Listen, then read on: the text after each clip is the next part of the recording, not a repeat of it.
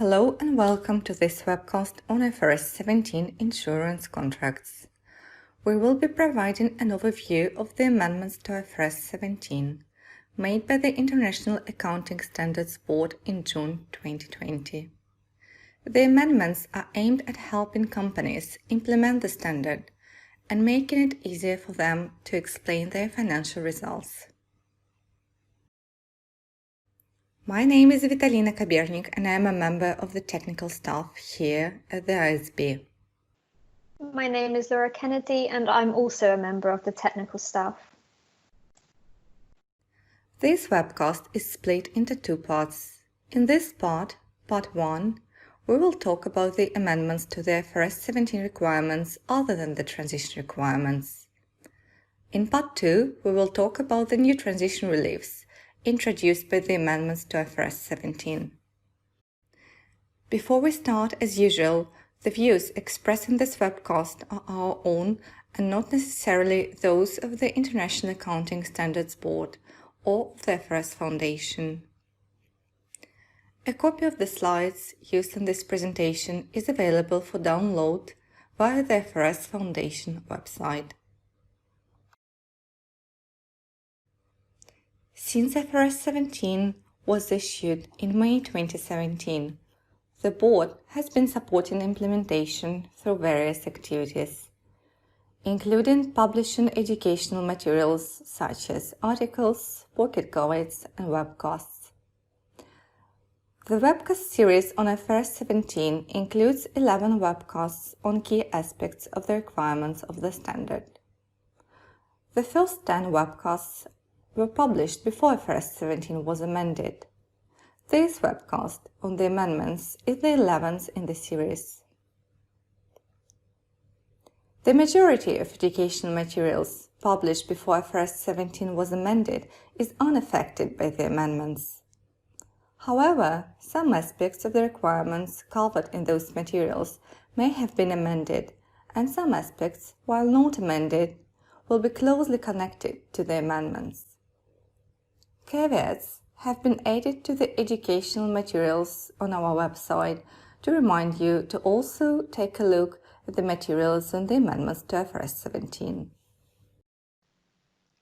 Next, we'll walk through each of the main amendments, other than the amendments to the transition requirements, which will be covered in part 2 of this webcast. Each amendment is most closely connected to one or two of the earlier webcasts in the IFRS 17 webcast series. However, each amendment may have some connection to other webcasts in the series. For example, the amendment to balance sheet presentation is most closely connected to the level of aggregation webcast.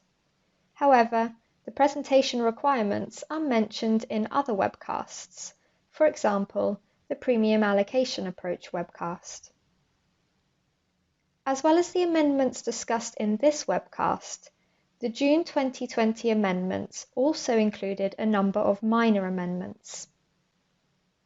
Minor amendments clarify the requirements of the standard or resolve any unintended consequences in the drafting. Those minor amendments are noted in the amended Basis for Conclusions on IFRS 17. The first amendment we'll walk through in this webcast is the deferral of the date from which entities are required to apply IFRS 17, from annual reporting periods beginning on or after 1st of January 2021 to annual reporting periods beginning on or after 1st of January 2023.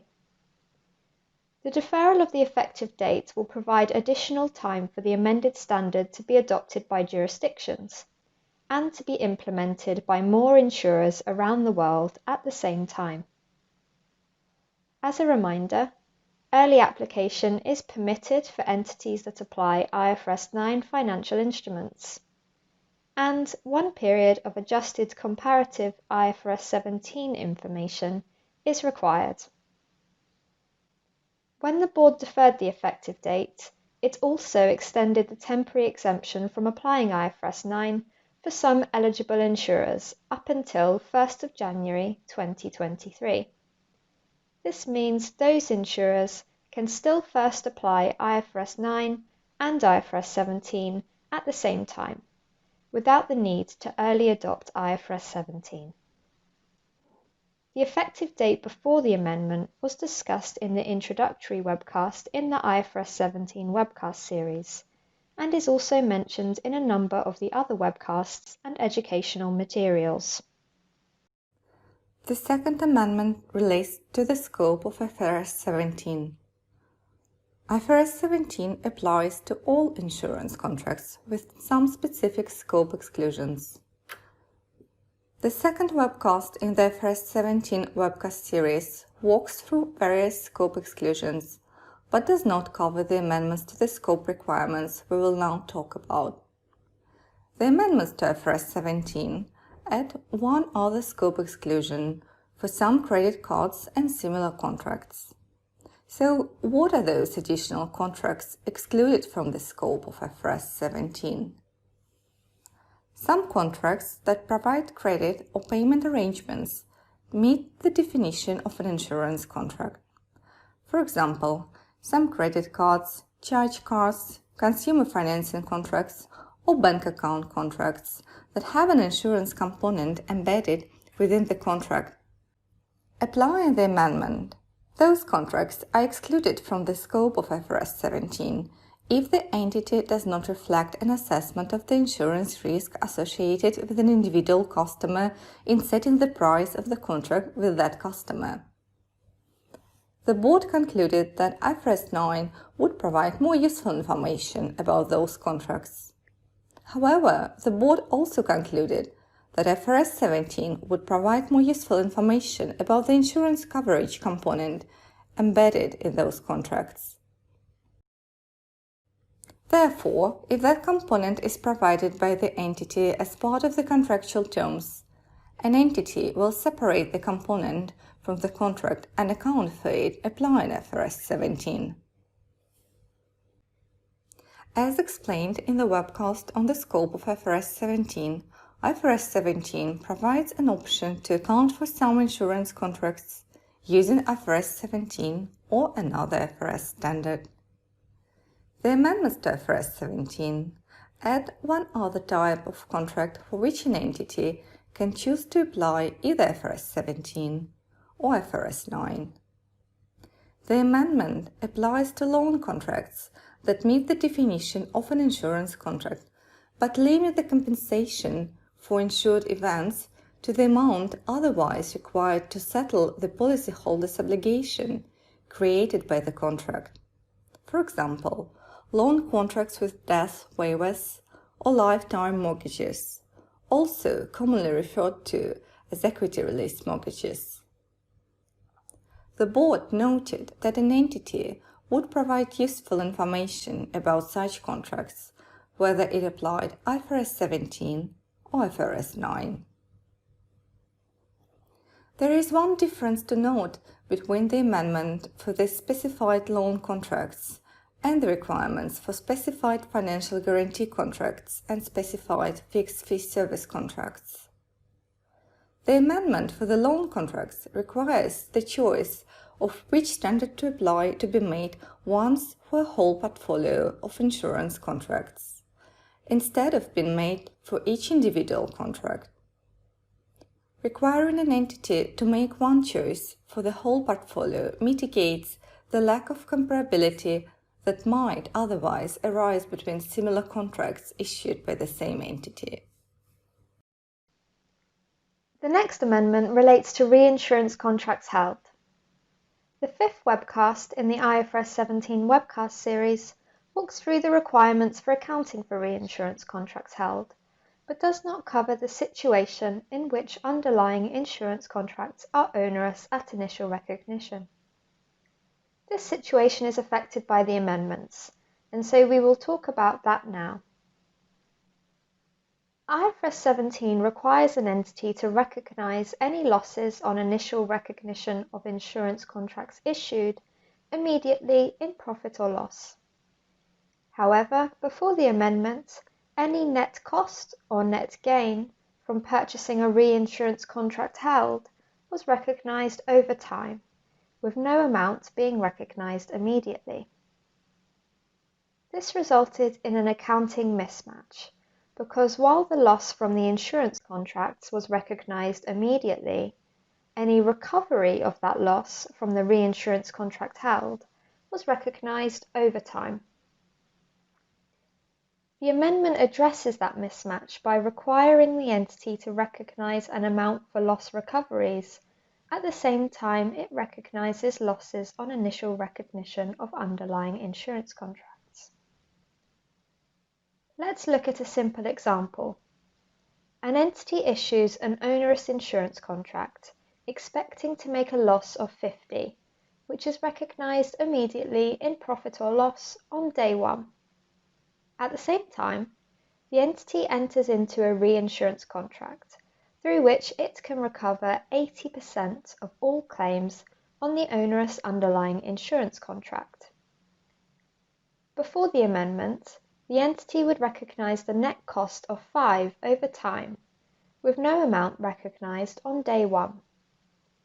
Applying the amendment, the entity will recognise a loss recovery of 40 on day one, being the loss of 50 multiplied by the percentage of claims the entity expects to recover, 80%.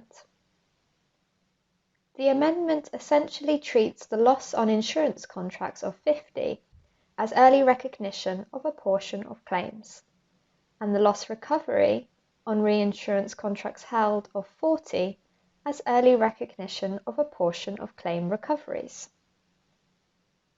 Losses and loss recoveries will be presented in separate line items in profit or loss and are disclosed separately in the notes to the financial statements. A few additional things to note. For the amendment to apply, the reinsurance contract held must be entered into before or at the same time the loss is recognised on the underlying insurance contracts. IFRS 17 requires an entity that has entered into a reinsurance contract held to recognise that contract when the entity recognises onerous underlying insurance contracts, if that is earlier than the date the entity would otherwise recognise the reinsurance contract held. And the amendment applies regardless of whether the reinsurance contract held provides coverage for a fixed proportion of claims or provides another type of coverage, for example, excess of loss. And the requirements specify how to calculate the amount of loss recovery to be recognised. Let's move now to the next amendment, which relates to insurance acquisition cash flows. IFRS 17 requires an entity to consider insurance acquisition cash flows when determining the contractual service margin of insurance contracts. Generally, for insurance acquisition cash flows paid after the recognition of the group of insurance contracts, this is achieved by including them in the cash flows expected to fulfill the contracts. For insurance acquisition cash flows paid before the group of insurance contracts is recognised, the result is achieved by recognising them as an asset until the related group is recognised. We touched on these requirements in the third webcast in the IFRS 17 webcast series, which was on recognition and derecognition of groups of insurance contracts. However, that webcast does not cover the situation we are about to talk about. To walk through this amendment, we'll use an example of an entity paying commissions of 150 for new contracts that will be sold later in the year, which we'll refer to as initial contracts. The commission meets the definition of insurance acquisition cash flows and is directly attributable to those initial contracts. The premium the entity expects to receive for those initial contracts is 100, which is less than the 150 of commissions it has paid. But the entity is willing to pay the higher commission because it expects that some policyholders will renew the initial contracts in years 2 and 3. Before the amendment, IFRS 17 required an entity to allocate the full amount of the commission only to the group that will include the initial contracts. In our example, the allocation of the full amount of the commission of 150 to the initial contracts would have resulted in a loss of 50 in year 1. Applying the amendment, the entity allocates a portion of the commission to future groups, expected to include renewals of the initial contracts, and does so applying a systematic and rational method of allocation. In our example, the entity allocates the commissions of 150 evenly between the initial contracts in year 1 and the expected renewals in years 2 and 3, resulting in a profit of 50 for each of the 3 groups. As a consequence of the amendment, assets for insurance acquisition cash flows will be of longer duration and hence of a larger amount. And so the board has added an impairment test to the requirements of the standard, as well as some additional disclosures about those assets. IFRS 17 specifies how to recognize profit, the contractual service margin, as the entity provides service to the policyholder. The 9th webcast in this IFRS 17 webcast series walks through those requirements for insurance contracts that provide only insurance coverage. The amendment we are about to talk about relates to situations in which an insurance contract provides both insurance coverage and an investment return service. The amendment affects the profit recognition pattern for the contracts to which the general model is applied, insurance contracts without direct participation features, if the entity provides investment return service as part of the contract. For such contracts, before the amendment, IFRS 17 required an entity to recognize profit as the entity provides insurance coverage, without considering any investment return service. Applying the amendment, an entity will recognize profit as it provides both insurance coverage and investment return service, and the standard specifies when an insurance contract in the general model may provide an investment return service. A contract may provide an investment return service if a.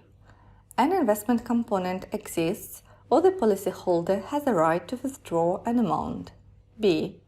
The entity expects the investment component or amount the policyholder has a right to withdraw to include an investment return. And c. The entity expects to perform investment activity to generate that investment return. These conditions are necessary for an investment return service to exist, but are not determinative.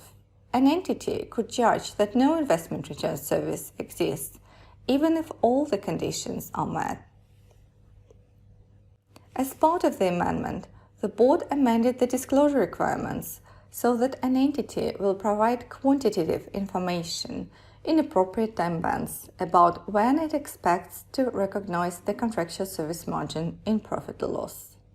And also, an entity will disclose the judgments applied in determining the weighting of the benefits provided by insurance coverage and investment return service for contracts in the general model, and insurance coverage and investment-related service for contracts in the variable fee approach.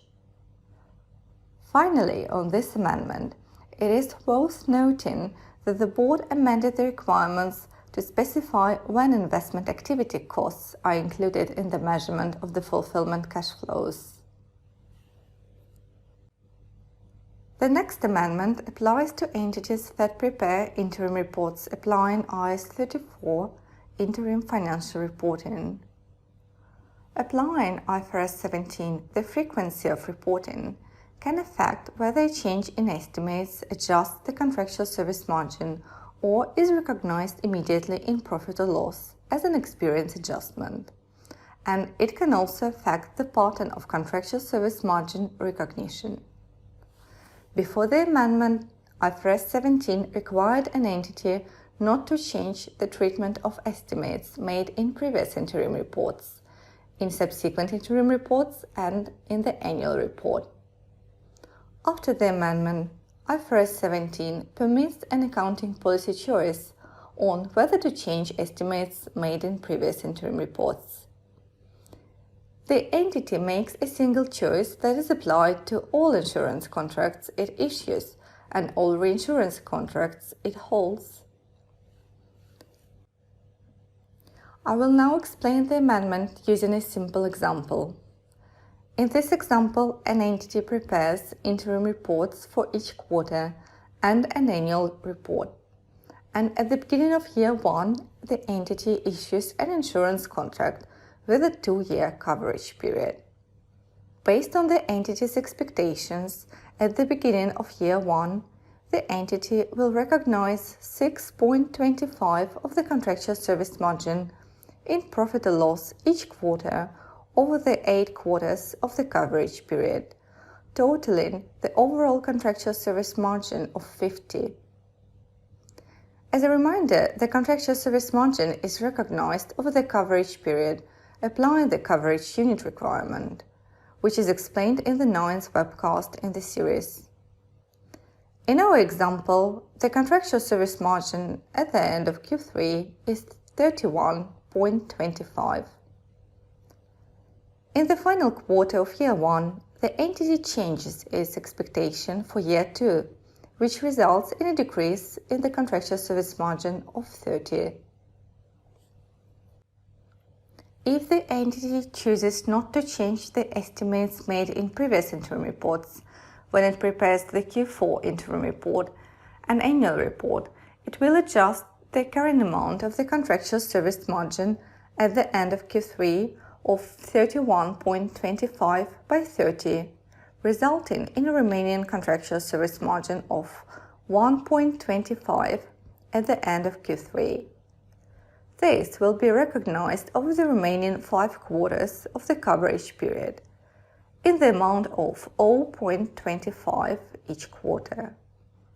We refer to this treatment of estimates made in previous interim reports as a period-to-period basis, and this treatment was required by IFRS 17 before the amendment.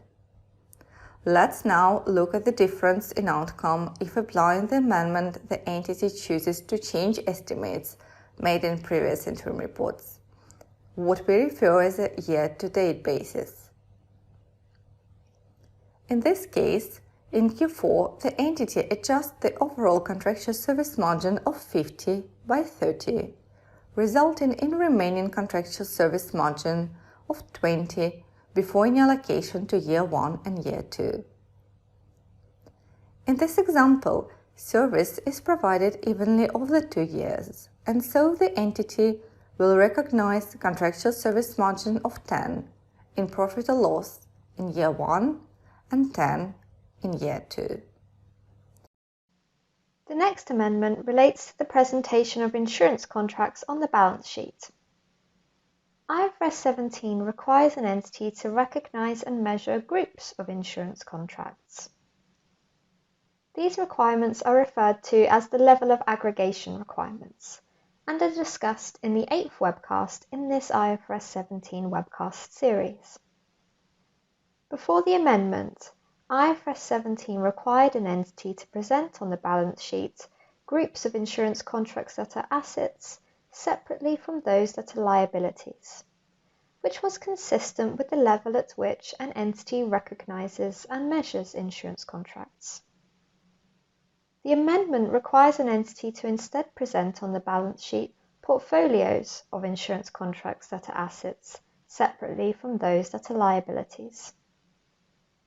A portfolio of insurance contracts may be comprised of several groups of contracts, including some groups that are assets and others that are liabilities.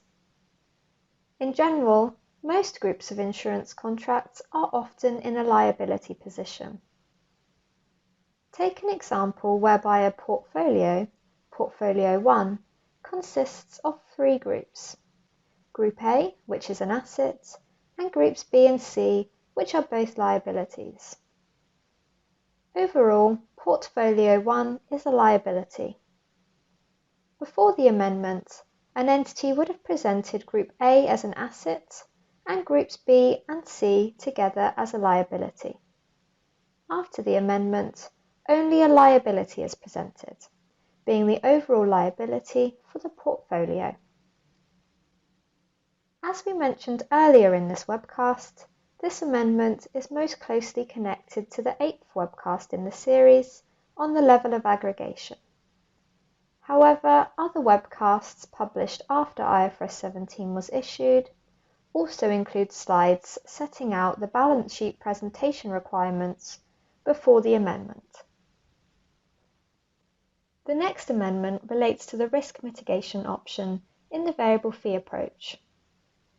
The risk mitigation option permits an entity to recognise changes in the effect of financial risk in profit or loss, instead of adjusting the contractual service margin as normally required by the variable fee approach. The 10th webcast in this IFRS 17 webcast series walks through the variable fee approach, including the risk mitigation option. Before the amendment, the risk mitigation option applied only when an entity uses derivatives to mitigate financial risk. And so that webcast discusses only risk mitigation using derivatives. The amendment extends the risk mitigation option so it can be used when an entity mitigates financial risk using reinsurance contracts held or non-derivative financial instruments measured at fair value through profit or loss. There are two components of an insurance contract for which an entity might choose to mitigate financial risk. The fulfillment cash flows, being mostly the cash flows that will be paid to policyholders, and the entity's share in the fair value of the underlying items. For reinsurance contracts held used to mitigate financial risk, the risk mitigation option applies in the same way as it does to derivatives. That is, it applies when the entity mitigates financial risk in the fulfillment cash flows and when it mitigates financial risk in its own share of the fair value of underlying items. For non-derivative financial instruments measured at fair value through profit or loss, the application of the risk mitigation option is more restricted. That is, it applies only when the entity mitigates financial risk in the fulfillment cash flows using those non-derivatives. This is because the board concluded that extending the risk mitigation option to apply when an entity mitigates financial risk in its own share of the fair value of underlying items using non-derivative financial instruments would undermine the principle that the variable fee approach applies regardless of whether an entity holds the underlying items. Thank you for listening to part 1 of this webcast on amendments to IFRS 17. Part 2, which discusses the amendments to the transition requirements, is available on our website and on our YouTube channel. Thank you and goodbye.